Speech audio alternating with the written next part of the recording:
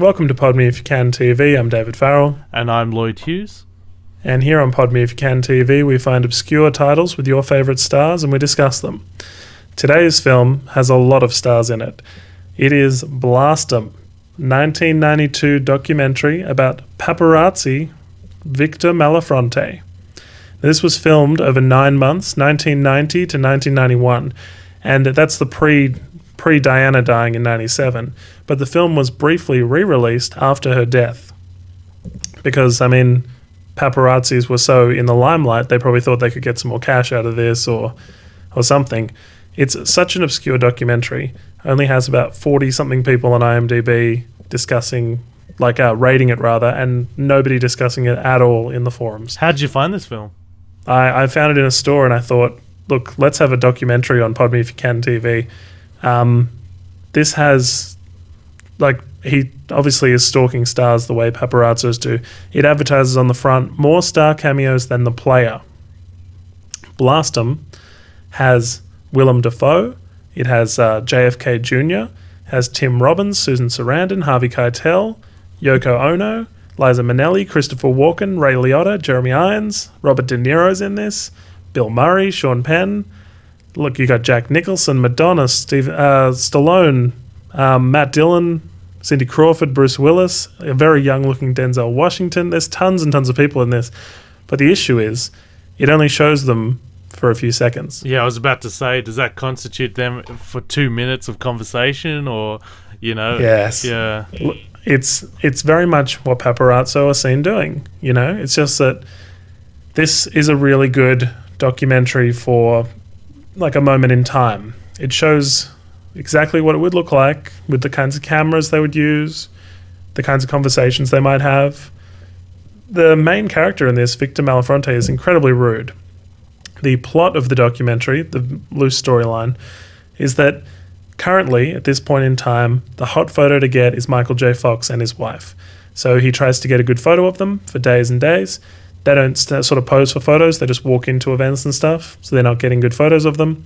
So he shows a lot of the crappy photos. They get flashed up on the screen, The hot pic, everybody else sort of gets before him. So then he thinks she's pregnant with their son, and when she has the baby, that's the hot pic he's going to get. He's going to get a pic of the three of them, and that's going to be his white whale. He's constantly aggressive and aggressively trying to get this picture. He's dressed in double denim too, something to be said about the 90s. You see a lot of celebrities that didn't really last. I don't know who some of the people were that were flashed up on the screen, and part of the problem is no text comes up on the screen to explain who they are. If you don't know who Robert De Niro is, you're going to say, oh, who's that guy you just took a photo of? Obviously, Robert De Niro is an easy one, but there's a lot of people he takes photos of that were famous in 1990, 91 that, you won't know today. So, look, he interviews paparazzi about all the good things they did and the best photos they've taken. No names come up on the screen. You barely know the name of the main subject of this. It's interesting to see how he sneaks into events. He hides behind a book or something and then blends in with legitimate paparazzis taking photos at the events so he can get some kind of, photos that no one outside will get. It's really interesting in retrospect how he sells the photos for the values he gets. You hear a lot of his phone calls with the magazines and people he's trying to sell the photos to, and he's like, can I get $500? And you're like, what? Is that really what he spent days trying to get? And at the time, photos were a lot less valuable, I'm guessing, because the big pics sell for about $6,000, right. Yeah. And wedding photos and baby pictures sell for millions and stuff now, when celebrities have babies. And this is him trying to get Michael J. Fox's baby and Michael J. Fox, kind of thing. There's some moments in this which are horrible. He yells something that I cannot repeat at Christy Brinkley. He's questioned on camera. It says, the quote is, "What makes you think you can invade people's life like this?" And he says, "Oh, I don't even think about questions like that. I just do it."